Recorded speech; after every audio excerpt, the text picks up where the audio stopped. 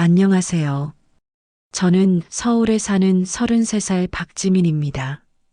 광고 회사에서 팀장으로 일하며 매일 도전하며 살아가고 있습니다. 성취감을 느끼는 날도 많지만 인생은 예상치 못한 어려움을 만나게 하기도 합니다.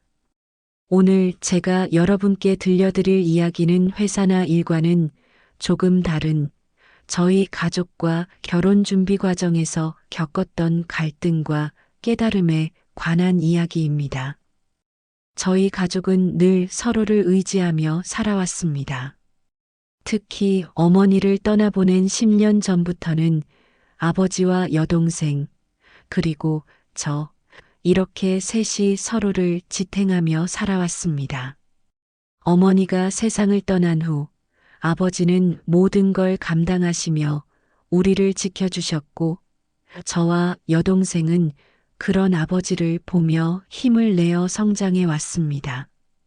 그래서 결혼이라는 새로운 시작을 준비하면서도 저는 늘 아버지와 여동생에게 부끄럽지 않은 아들이자 오빠가 되고 싶었습니다. 하지만 결혼이라는 일이 예상치 못한 문제들을 드러내면서 제가 가족을 얼마나 소중히 여기는지 돌아보는 계기가 되었습니다. 이야기의 중심에는 제 아버지와 약혼자의 가족이 얽힌 충격적인 사건이 있습니다. 그리고 그 사건은 제가 가족과 결혼에 대해 어떤 가치를 가져야 하는지 깊이 깨닫게 만들었습니다. 사랑과 결혼, 그리고 가족에 대한 이야기를 들려드리겠습니다. 여러분도 비슷한 경험을 하셨다면 혹은 제 이야기를 통해 공감이 가는 부분이 있다면 댓글로 나눠주세요. 구독 버튼을 누르는 순간 모든 행운이 여러분께 찾아옵니다. 그럼 제 이야기를 시작해 보겠습니다. 저희 집은 늘 따뜻하고 분주하게 돌아갔습니다. 아버지는 매일 새벽같이 출근하셨고 어머니는 부지런히 집안일을 하시면서도 늘 우리를 웃음 짓게 하셨습니다. 여동생과 저는 어머니의 손맛이 깃든 음식을 가장 좋아했어요. 식탁을 둘러싸고 온 가족이 웃으며 이야기를 나누는 시간이 하루 중 가장 행복한 순간이었습니다. 특히 주말이면 어머니가 정성껏 준비한 해물전골이 기억에 남습니다.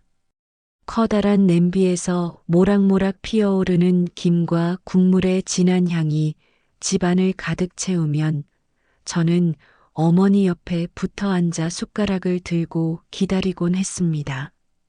지민아, 조금만 더 기다려. 국물을 더 진하게 끓이고 있어. 엄마, 너무 배고파요. 빨리 주세요. 어머니는 웃으시며 말씀하셨고 그 모습이 저희 가족의 평화롭고 따뜻한 일상을 그대로 보여주었습니다. 여동생은 종종 어머니의 음식에 귀여운 투정을 부리곤 했습니다. 엄마, 국물이 너무 매워요. 그럴 때마다 아버지가 한마디 하셨죠. 야, 내가 아직 진짜 맛을 몰라서 그래. 이 맛이 최고야. 가족끼리 나누던 이런 소소한 대화들이 저에겐 세상에서 가장 소중한 기억입니다. 하지만 그 평화롭던 일상은 어머니가 병원에서 큰 병을 진단받으시며 무너졌습니다. 어느 날 어머니는 병원에서 돌아오시더니 조용히 저와 아버지를 불러 앉히셨습니다. 지민아, 내가 든든한 아들이 되어야 한다. 엄마가 곁에 오래 있지 못하겠지만 너희가 잘 지낼 수 있도록 힘내야 해. 그 말씀이 당시에는 무슨 뜻인지 온전히 이해되지 않았습니다. 하지만 시간이 지나며 어머니의 병세가 급격히 악화되었고 결국 우리 곁을 떠나시게 되었습니다. 장례식 날 저는 하염없이 울기만 했습니다. 이젠 정말 어떻게 살아야 할까? 이 생각이 머릿속에서 떠나지 않았습니다. 여동생은 방 안에서 어머니의 사진을 붙들고 아무 말도 하지 못했습니다. 아버지는 그 슬픔을 묵묵히 견디시며 우리를 위로하셨습니다.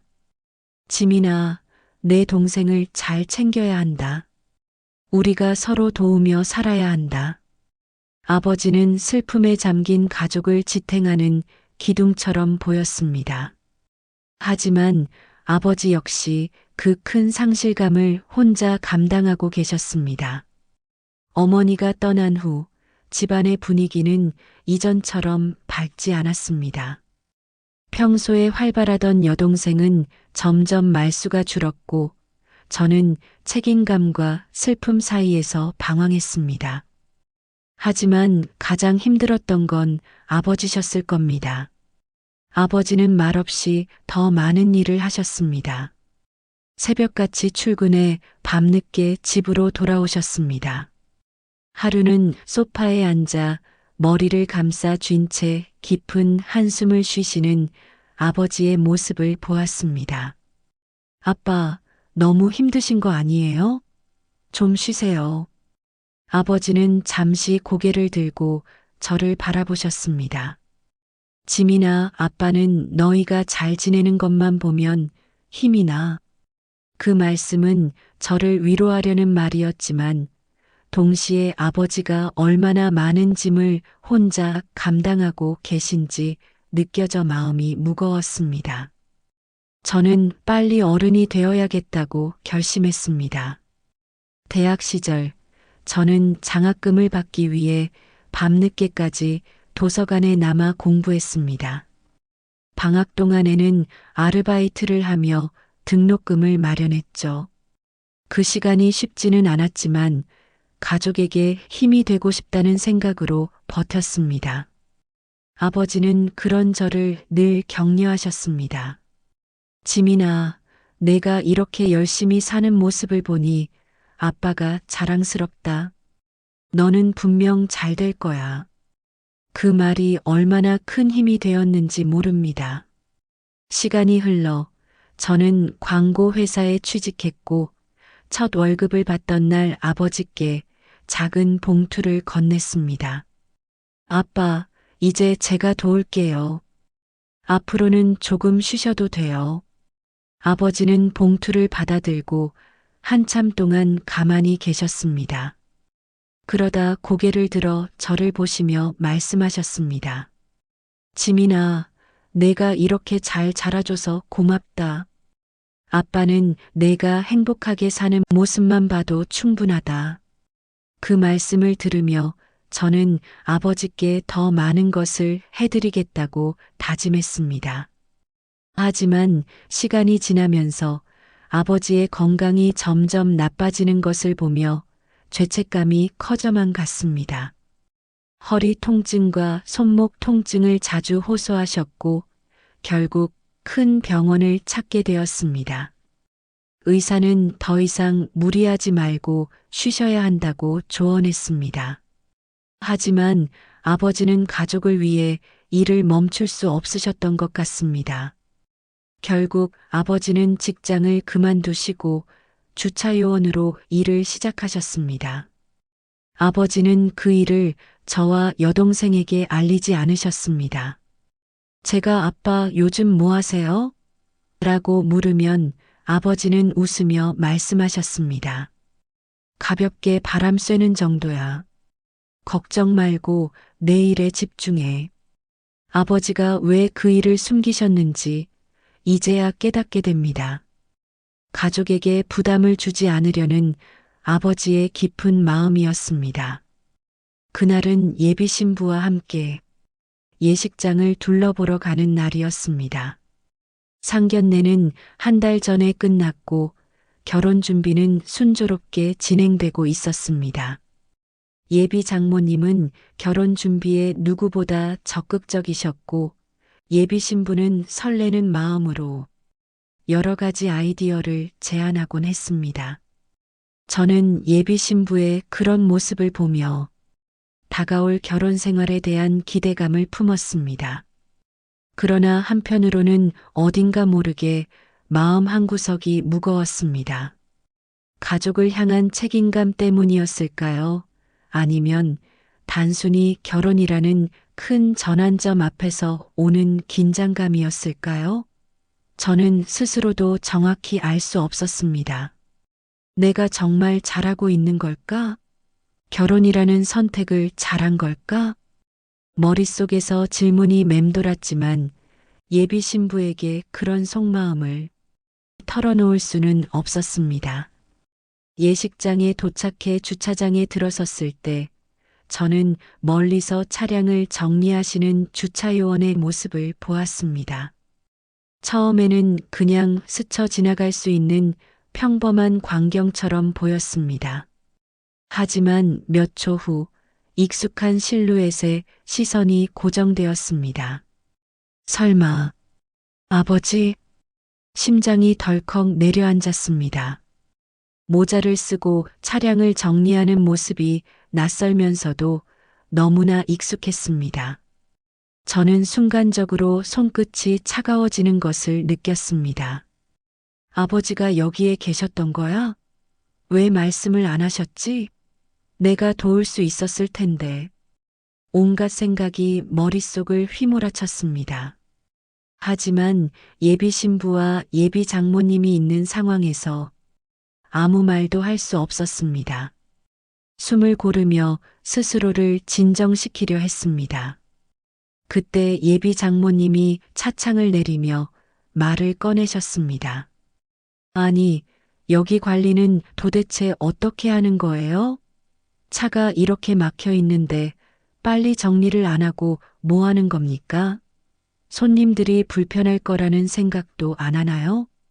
아버지는 고개를 숙이며 침착하게 대답하셨습니다. 죄송합니다. 바로 안내드리겠습니다. 그러나 예비 장모님은 그의 말을 끊으며 목소리를 높였습니다. 이래서 이런 일이나 하는 사람들은 믿을 수가 없는 거예요.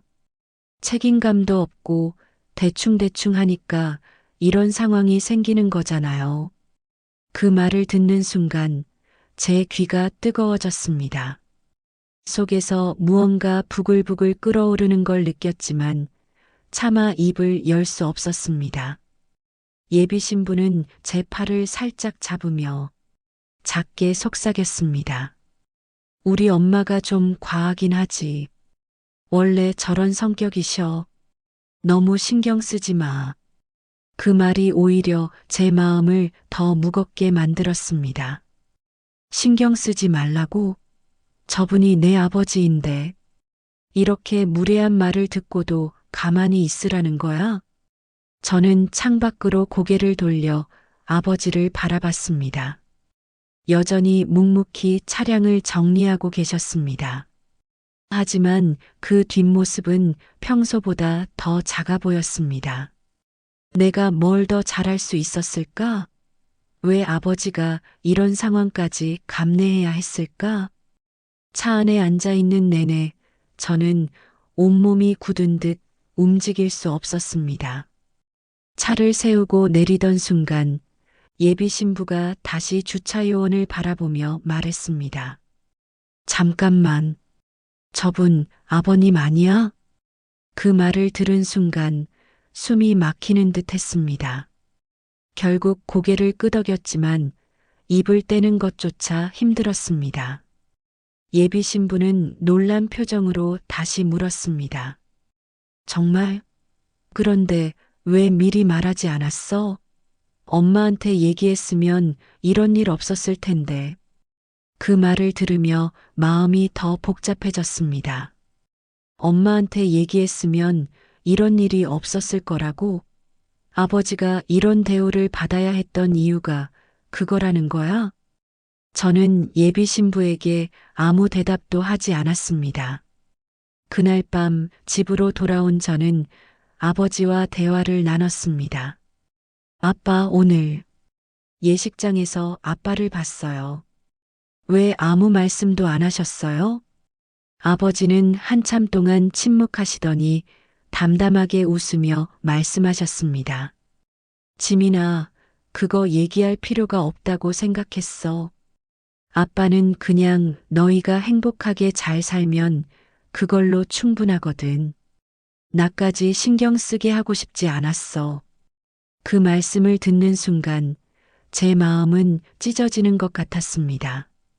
아버지는 늘 우리를 위해 모든 것을 희생하셨는데 왜 이런 상황까지 참으셔야 하는 거지? 내가 더 빨리 알아챘더라면 이런 일이 벌어지지 않았을 텐데. 머릿속은 온갖 자책과 후회로 가득 찼습니다. 며칠 뒤 예비 신부와 예비 장모님과 함께 다시 예식장을 방문하게 되었습니다. 마음 한구석에서는 또다시 아버지를 주차장에서 마주칠까봐 불안감이 가득했지만 그런 불안감을 겉으로 내비칠 수는 없었습니다. 멀리서 차량을 정리하시는 아버지의 모습이 다시 눈에 들어왔습니다.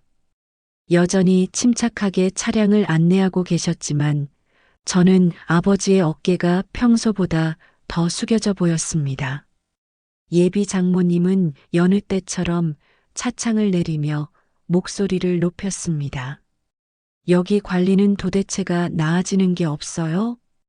차량 통제는 제대로 하고 있는 거예요?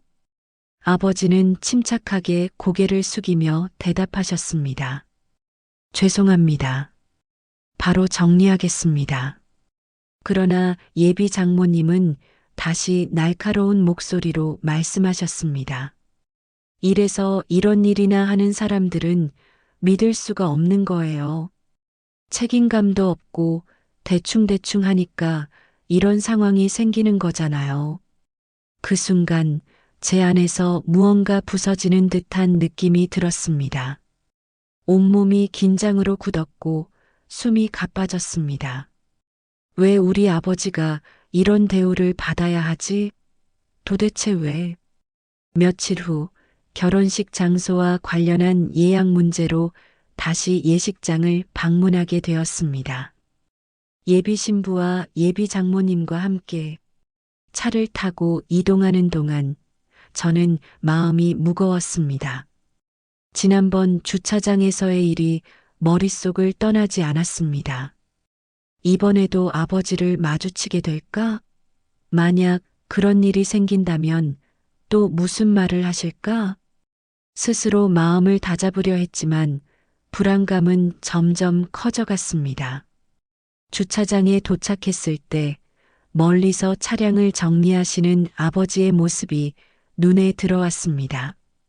지난번과 다르지 않은 모습이었습니다. 여전히 모자를 깊게 눌러쓰고 차량을 안내하고 계셨지만 저는 그의 어깨가 평소보다 더 내려가 있는 것처럼 보였습니다. 아버지는 이런 상황이 불편하지 않을까? 아니, 불편함을 넘어 마음 아프시진 않을까? 머릿속에 여러 가지 생각이 떠올랐습니다. 그러나 예비 신부와 예비 장모님과 함께 있는 자리에서 이런 말을 꺼낼 수는 없었습니다.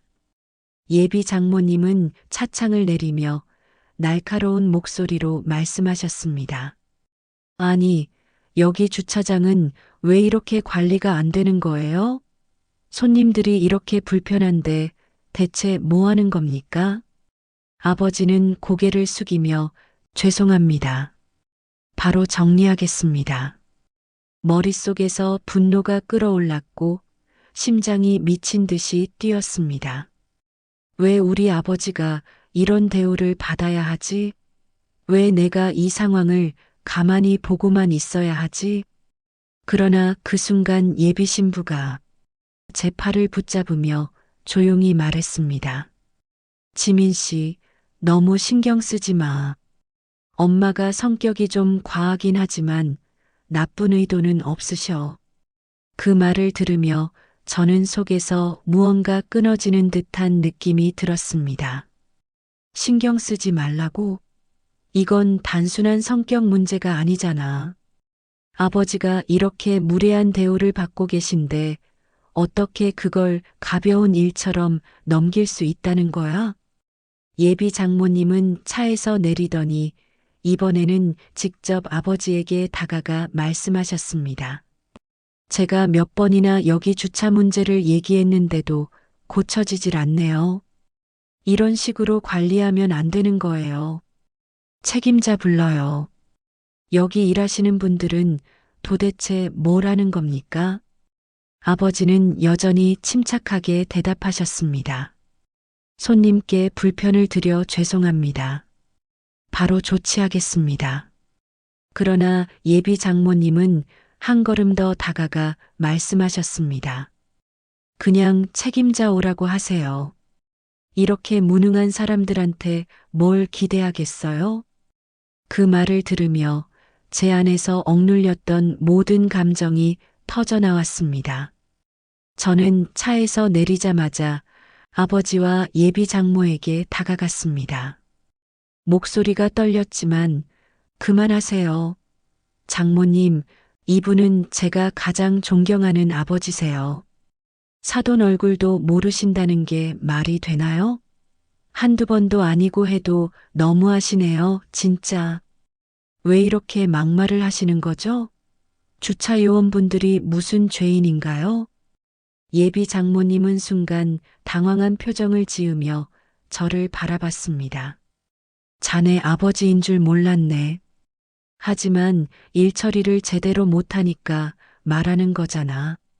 그 말을 듣고 있자니 화가 치밀어 오르더군요. 감정이 격해져 목소리가 높아졌습니다. 장모님께서 하신 말씀들은 저희 아버지를 그냥 무시하신 거세요. 제가 그걸 가만히 보고만 있어야 했나요? 예비 신부가 그제야 다급히 끼어들었습니다. 지민 씨, 그만해. 엄마가 정말 그런 의도로 말한 게 아니잖아. 아버지는 괜찮다면서 장모님에게 죄송하다고 사과하시더군요. 우리로 인해 주차장은 난장판이 되어 사람들의 아우성이 장난 아니었습니다. 아버지께서도 저보고 빨리 일이나 보라고 하셔서 예비 신부랑 예식장으로 들어갔습니다. 예비 신부는 당황한 표정이었고 제 눈치를 계속 살피더군요. 예비 신부에게 오늘 일정 취소하고 다음에 보자고 하고 저는 집으로 왔습니다. 그날 밤 집으로 돌아온 저는 아버지와 대화를 나누었습니다. 아빠, 오늘 예식장에서 있었던 일 때문에 너무 죄송해요. 왜 아무 말씀도 안 하셨어요? 왜 그런 말도 안 되는 처사를 참으신 거예요? 아버지는 한참 동안 침묵하시더니 담담하게 말씀하셨습니다. 지민아, 내가 이 일을 하는 이유는 단순히 생계를 위해서가 아니야. 너희가 잘 지내는 모습을 보면 그걸로 충분해. 세상 일이 다 내 뜻대로 된다면 얼마나 편안하겠니? 이런 일도 있고 그런 거지. 그게 사람 사는 세상 아니겠니?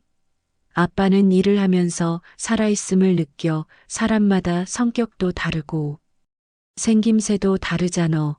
아빠는 너희 장모가 하는 말 별로 신경 안 써. 그 사람 성격이잖아. 내겐 아무 문제가 되지 않아. 그 말을 듣는 순간 저는 가슴이 미어지는 것 같았습니다. 아버지는 늘 가족을 위해 자신을 희생해 오셨지만 이번 일은 너무나도 참기 힘든 일이었습니다.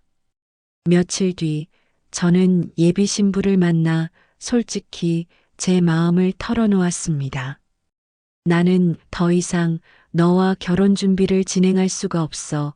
장모님이 우리 아버지한테 하는 행동을 보면서 놀랬고 예식장을 갈 때마다 그러시는 행동이 내가 말한 성격 탓이 아니라 본인보다 하찮다고 생각이 들면 앞뒤 생각하지 않고 막말하시는 것 같아.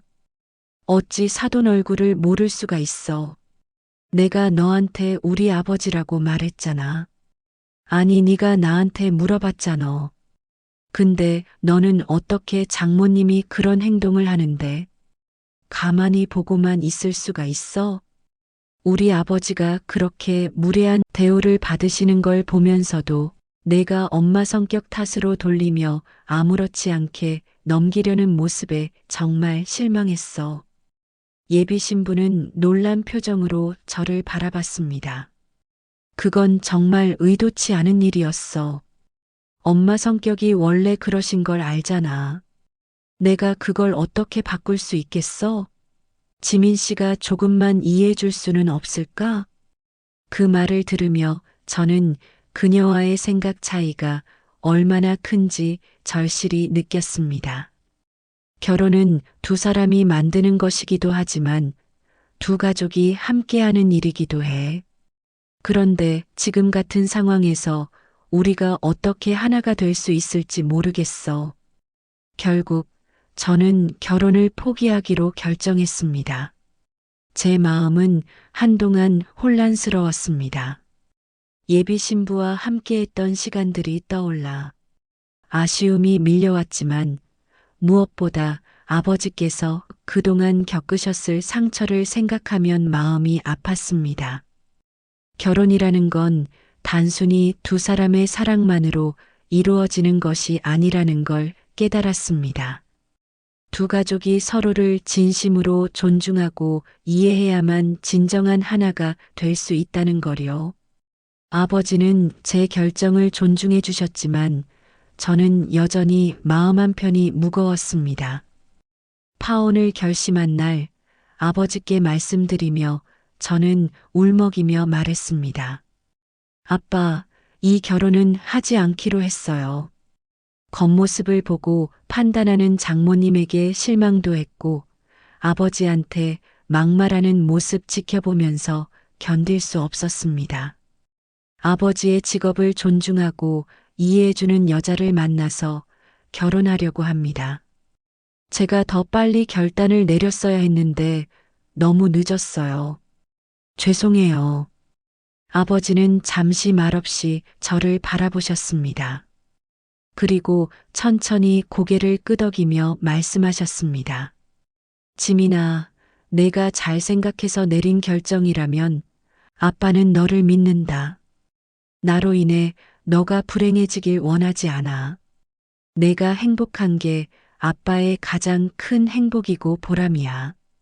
그 말씀은 제게 큰 위로가 되었지만 동시에 이번 결혼이 아버지께 얼마나 큰 상처를 남겼을지 생각하면 마음이 더 무거워졌습니다. 파혼 이후 저는 가족과 함께하는 시간을 더 소중히 여기기로 했습니다. 여동생과 함께 저녁을 준비하며 소소한 일상을 나누고 아버지와 대화를 나누는 시간도 늘려갔습니다. 어느 날 저는 아버지께 진심을 담아 말씀드렸습니다. 아빠, 제가 아빠를 자랑스럽게 생각하는 거 알고 계시죠?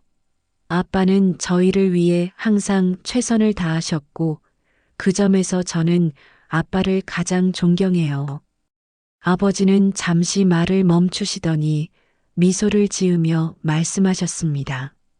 지민아, 내가 이렇게 말해주니 아빠는 더 바랄 게 없다. 아빠는 내가 잘 자라준 것만으로도 충분히 행복해. 그 말을 듣고 저는 눈물이 핑 돌았습니다. 아버지는 늘 가족을 위해 자신을 희생해 오셨지만 그 희생이 얼마나 큰 것인지 이번 일을 통해 다시금 깨닫게 되었습니다. 그날 이후 저는 아버지께서 주차장에서 일하시는 것을 더 이상 숨기지 않기로 결심했습니다. 아버지가 얼마나 성실하고 헌신적으로 살아오셨는지를 깨달은 뒤로 그 사실을 자랑스럽게 여기기로 했습니다. 친구나 동료들과 대화를 나눌 때도 저는 아버지 이야기를 꺼내며 그분의 삶을 자랑스럽게 이야기하곤 했습니다. 아버지는 언제나 자신보다 가족을 먼저 생각하시는 분이셨고 그분의 진정성과 성실함은 제가 평생 본받고 싶은 가장 큰 가치였습니다. 이 일을 통해 저는 중요한 교훈을 얻었습니다. 사랑과 결혼은 단순히 감정만으로 이루어질 수 없다는 것, 그리고 서로의 가치를 진심으로 존중해야만 지속될 수 있다는 것을요. 또한 사람을 판단할 때 겉으로 보이는 직업이나 지위가 아니라 그 사람의 진정성과 태도를 봐야 한다는 사실을 다시금 깨달았습니다. 저는 아직 결혼에 대한 꿈을 포기하지 않았습니다. 언젠가 저와 제 가족을 진심으로 존중하고 이해하며 함께 행복한 미래를 만들어 갈 수 있는 사람을 만나게 될 거라 믿습니다. 하지만 지금은 가족과 함께하는 시간을 더 소중히 여기고 가족과 추억을 더 많이 쌓기 위해 노력 중입니다.